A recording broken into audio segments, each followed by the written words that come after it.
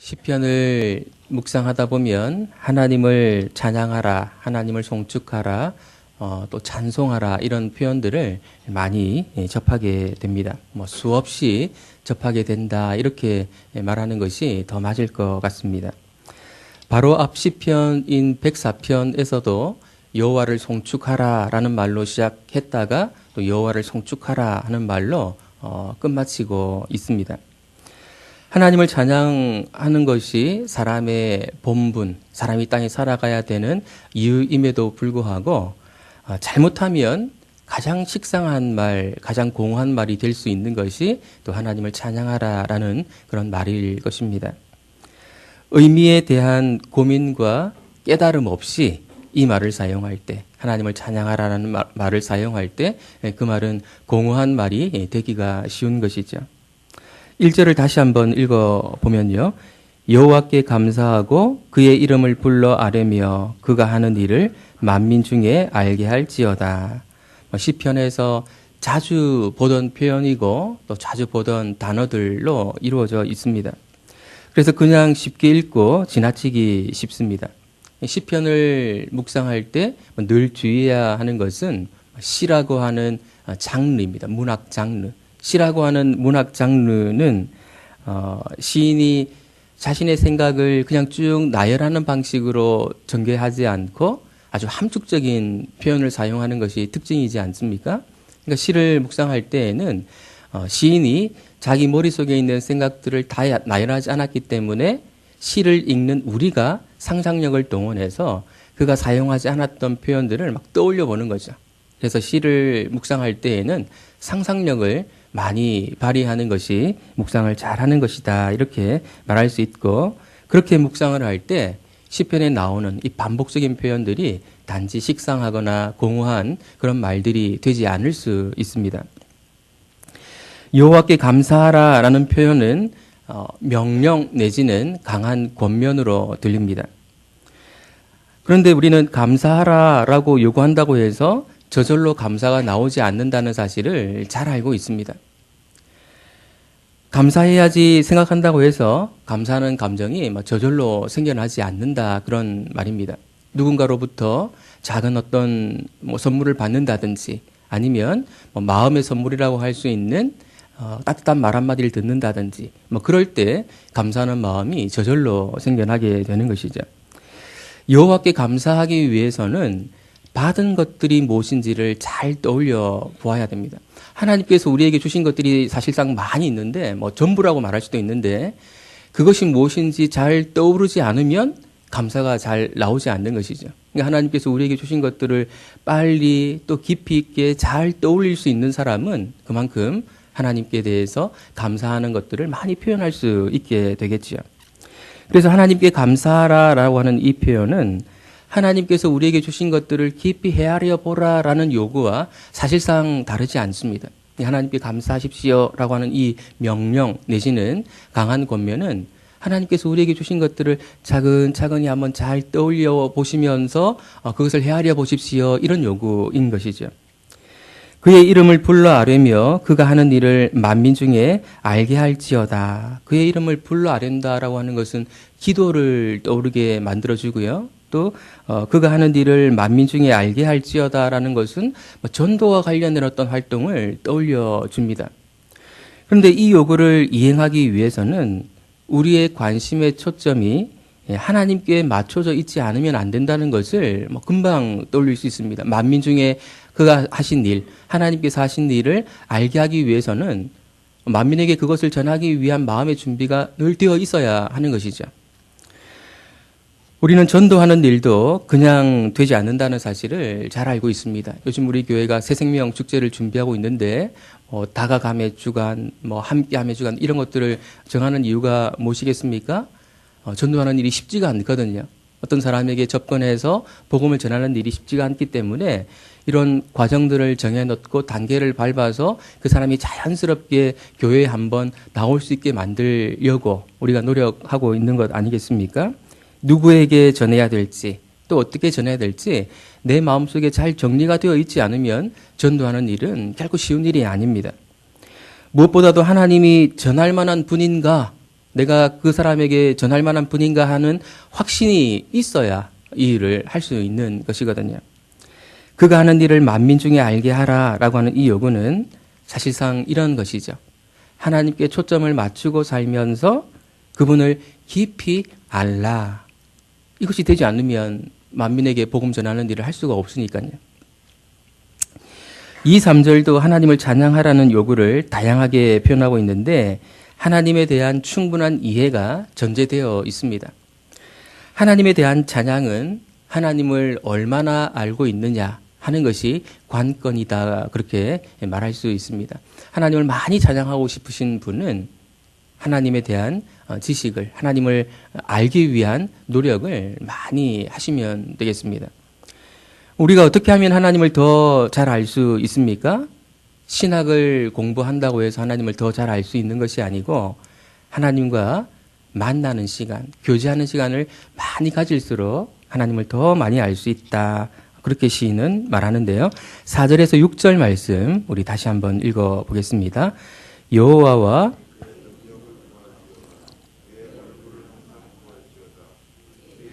아브라함의 후손 곧 택하신 야곱의 자손 너희는 하신 기적과 그의 이적과 그의 입의 판단을 기억할지어다. 하나님의 얼굴을 항상 구한다라고 하는 것은 만나기를, 하나님 만나기를 바라는 것이고요. 하나님과 교제하기를 힘쓰는 것입니다. 그리고 그분이 행하신 놀라운 일들을 기억하라, 그렇게 말하는데요. 여기서 하나님께서 행하신 놀라운 일들을 기억한다고 하는 것은 단순히 언제 하나님께서 무슨 기적을 행하셨는지 그 정보를 떠올려 보는 것을 말하는 것이라기보다는 그 정보를 기초로 해서 하나님께서 행하신 놀라운 일들의 의미를, 그 의미를 생각하고 깨달으라라는 것입니다. 성경을 읽고 하나님께서 행하신 일에 대한 정보를 내가 기억한다고 해서 그것이 나를 변화시키지 못합니다. 나를 바꾸지를 못합니다. 그런데 하나님께서 행하신 그 일의 의미를 잘 생각해서 그 의미를 깨닫게 되면 그것이 나의 인격과 행동을 변화시키게 만드는 것이거든요. 이렇게 하는 것을 오늘날 말로 뭐라고 표현하는지 아십니까? 성경 묵상이라고 이렇게 표현을 하는 것입니다. 성경을 통해서 하나님께서 행하신 일들 또는 하나님의 성품을 생각하고 되새기고 그렇게 해서 그것이 나에게 의미가 있게 만드는 그 작업, 그것이 성경 묵상이지요. 이런 방식으로 우리는 하나님과 교제하는 것입니다. 하나님의 뜻을 깨닫고 그리고 합당한 반응을 나타내는 이 과정을 통해서 하나님과의 교제가 이루어지는 것이죠. 그 중에서도 개인이 이런 방식으로 성경을 묵상하는 것, 하나님의 뜻을 깨닫고 합당한 반응을 나타내는 이것을 큐티라고 합니다. 내일 오후에 우리 교회에 무슨 행사가 있는지 아십니까? 큐티 축제가 있죠. 그래서 큐티에 대해서 좀 잘 모르시는 분, 아직 정리가 좀 잘 안 돼 있는 분, 이런 분들이 많이 참석하셔서 하나님과 교제를 어떻게 하면 더 깊이 할 수 있을 것인가에 대한 이론과 실제를 경험할 수 있는 그런 시간이 되었으면 좋겠습니다. 우리는 구약시대에 하나님이 여러 모양으로 당신을 드러내셨다는 사실을 잘 알고 있습니다. 꿈과 환상을 통해서 당신을 드러내기도 하시고 두려운 음성으로 당신을 드러내기도 하셨습니다. 때때로 천사의 모습으로 이 땅에 찾아오셔서 우리의 믿음의 선조들을 만나기도 하셨고 또 천사와 함께 등장하기도 하셨습니다. 아브라함에게 세 천사가 찾아왔었는데 나중에 알고 보니까 그 중에 한 분은 하나님이셨을 것으로 생각이 되지 않습니까? 그런 식으로 하나님은 당신을 드러내셨습니다. 그런데 구약에서 하나님이 당신이 알게 되기를 가장 원하셨던 방법은 꿈이나 환상을 통해 나타나시거나 천사의 모습으로 나타나시는 그것이 아니고 언약을 통해서 당신을 드러내기를 가장 원하셨다 하는 것을 우리는 발견하게 됩니다. 구약 전체가 언약이고요. 또 시편에만 하더라도 언약에 대한 언급들이 얼마나 많이 나오고 있습니까?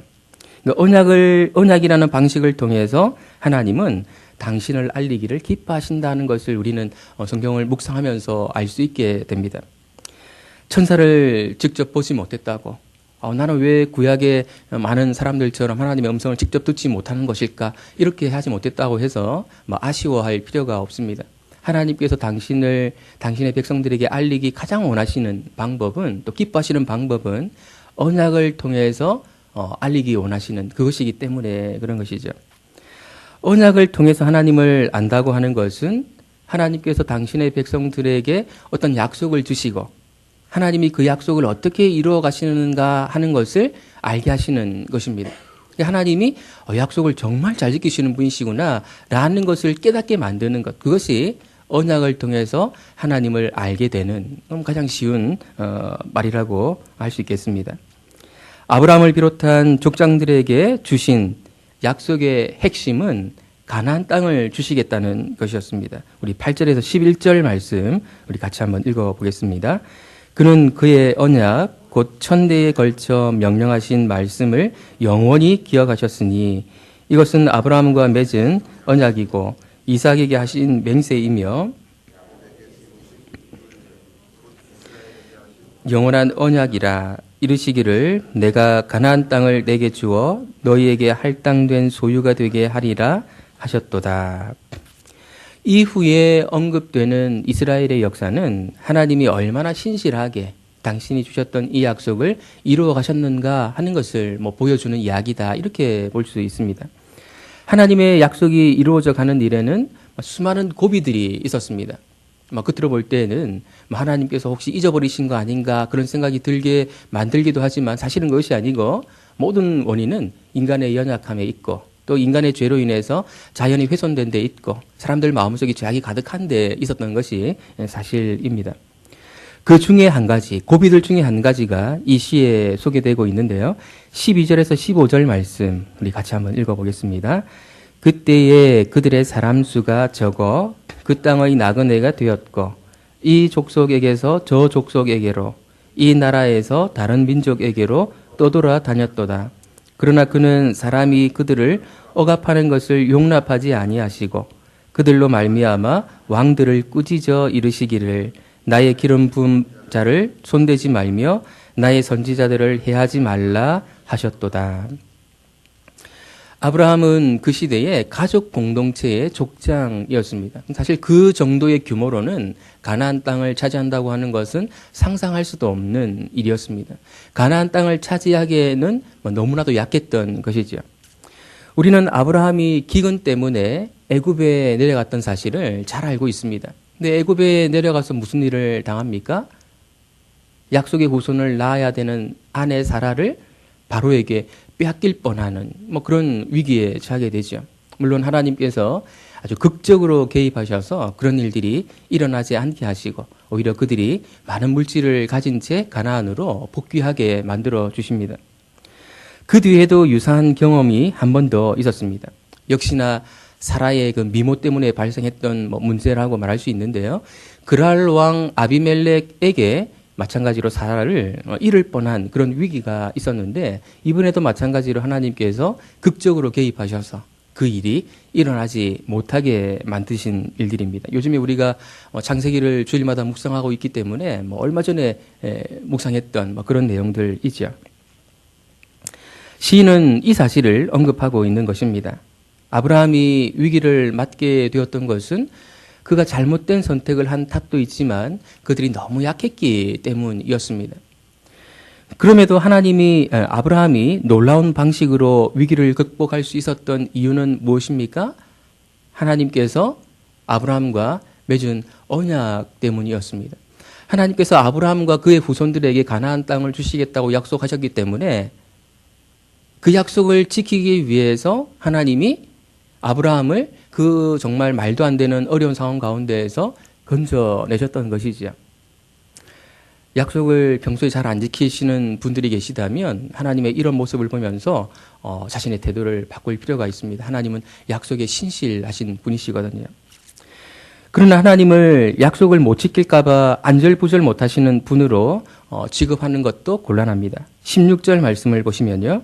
그가 또 그 땅에 기근이 들게 하사 그들이 의지하고 있는 양식을 다 끊으셨도다.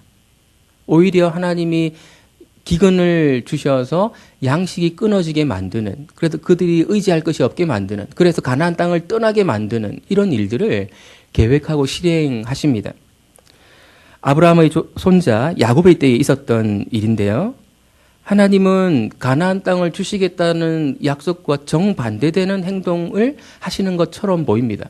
이 행동을 통해서, 이 기근을 통해서 야곱의 자손들이 가나안을 떠나야 했거든요.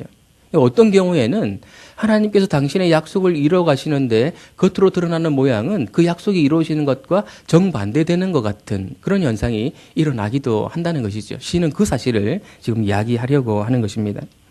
근데 이때 하나님의 계획은 아브라함의 자손들을 애굽 땅에 내려 보내는 것이 하나님의 계획이었습니다. 왜냐하면 그 애굽 땅을 하나의 모태로 삼아서 이스라엘 자손들의 숫자를 완전히 그 몇십 배로, 몇천 배로 불리는 것이 하나님의 계획이었기 때문입니다. 그래서 야곱의 가족들이 경험했던 기근이라고 하는 이 고난은 하나님의 계획의 일부였던 것이죠.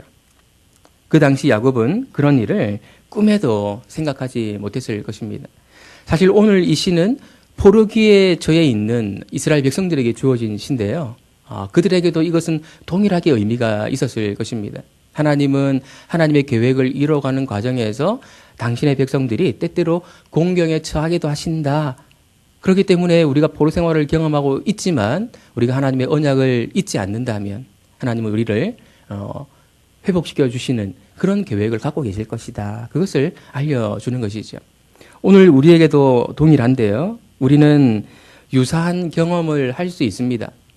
하나님의 구원을 이뤄가는 과정 중에도 우리는 때때로 여러 가지 고난들을 경험하고 공경에 빠지기도 하는 것이죠.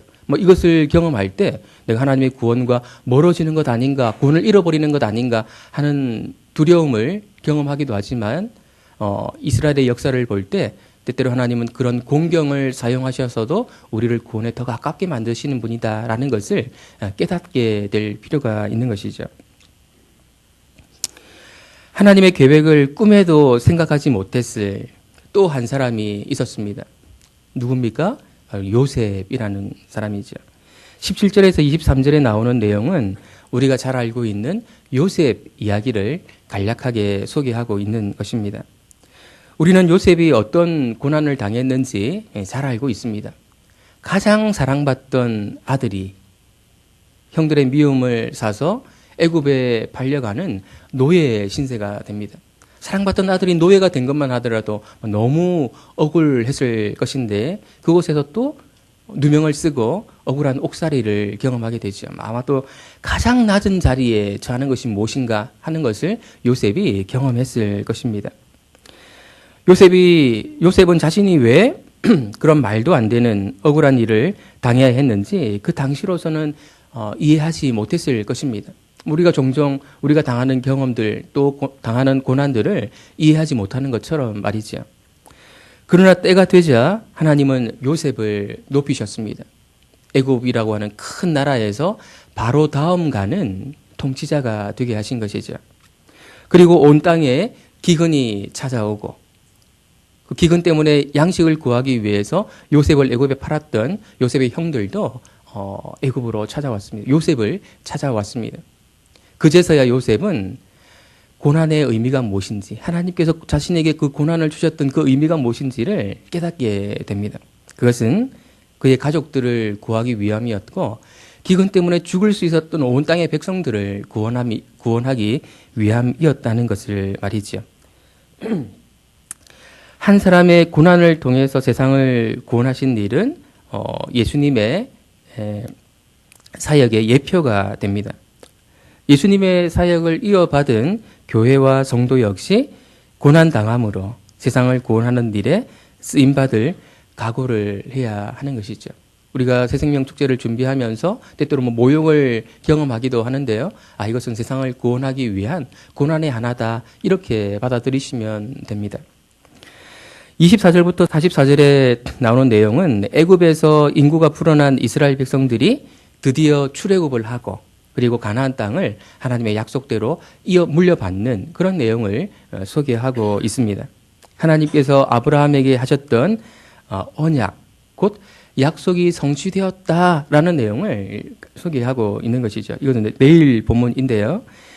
약속이 실행되지 않을 것 같은 여러 차례의 위기가 있었지만 하나님은 결국 약속을 성취하셨다라는 것입니다. 이 시 전체가 말하고자 하는 것이 바로 이것입니다. 하나님은 약속하시고 그 약속을 반드시 성취하시는 분. 이것을 한 단어로 뭐라고 표현합니까? 신실하신 하나님이라고 표현합니다. 하나님은 신실하신 분이시다라는 것이 이 시 전체가 또 이 시인이 이 시를 묵상하는 사람들에게 알려주고자 하는 핵심 메시지입니다. 하나님은 약속하시고 그 약속을 반드시 지키시는 신실하신 분이다라는 것이 이스라엘의 역사였다는 것이죠. 그래서 하나님이 신실하신 분이기 때문에 그 신실하심을 찬양해야 된다. 그것을 말하고 있습니다. 신약 시대를 사는 우리에게 이 가나안 땅이라고 하는 것은 하나의 상징이었고 실제로 하나님이 우리에게 주시려고 하는 것은 하나님 나라였다라는 사실을 이제 우리는 잘 알고 있습니다. 그런데 그 전에 하나님께서 이스라엘의 조상들과 언약을 맺으시고 그 언약을 성취하신 목적이 무엇인지를 살펴봐야 될 필요가 있습니다. 그것이 이 시의 결론이거든요. 45절에 이 시의 결론이 이렇게 소개되고 있습니다. 이는 그들이 그의 율례를 지키고 그의 율법을 따르게 하려 하심이로다. 할렐루야.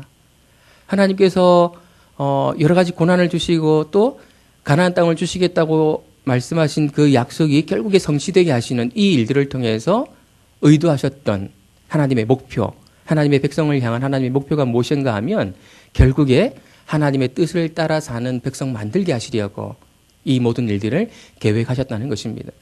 가나안 땅을 주시겠다 약속하시고 그 땅을 결국에 주신 그 목표는 하나님께서 신실하신 분이다라는 사실을 알게 하신 것이고 그 신실하신 하나님을 믿고 따르도록 만들려고 하는 것이 하나님의 궁극적인 목표였다라는 것이죠.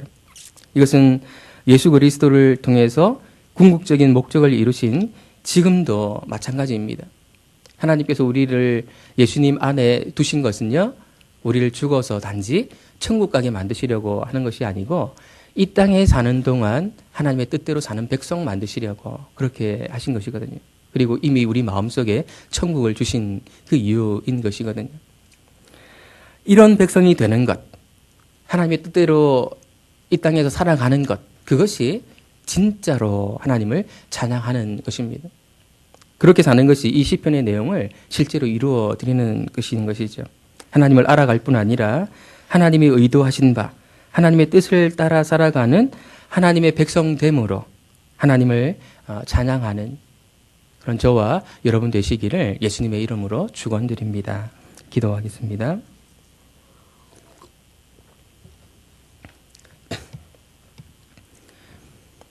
이스라엘의 역사는 때때로 아프지만 하나님이 어떤 분이신가 하는 것을 가장 잘 보여줍니다. 하나님은 언약하시고 약속하시고 그 약속을 반드시 지키시는 분이라는 사실을 보여줍니다. 하나님은 참으로 신실하신 분이십니다. 이스라엘의 역사를 묵상하면 하나님의 이 신실하심을 찬양하지 않을 수 없습니다. 하나님은 그런 하나님이라는 사실을 우리가 알게 되기를 원하시는 줄 우리가 오늘 배웠습니다. 하나님의 그 신실하심을 우리가 남은 평생 찬양하며 살기를 원합니다. 그런데 하나님께서 이 신실하심을 보여주신 의도가 무엇인가 하는 것도 우리가 오늘 살펴보았습니다.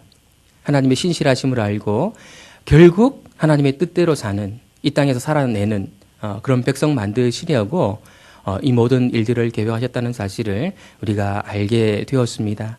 하나님 아버지, 오늘 하루도 또 남은 생애에 하나님의 뜻을 잘 묵상하며 하나님을 따르는 그런 삶 되기를 원합니다. 그리함으로 우리의 삶을 통해서 하나님을 찬양하는 우리 모두가 될 수 있도록 은혜 내려 주옵소서. 예수님의 이름으로 기도드립니다. 아멘. 하늘에 계신 우리 아버지여.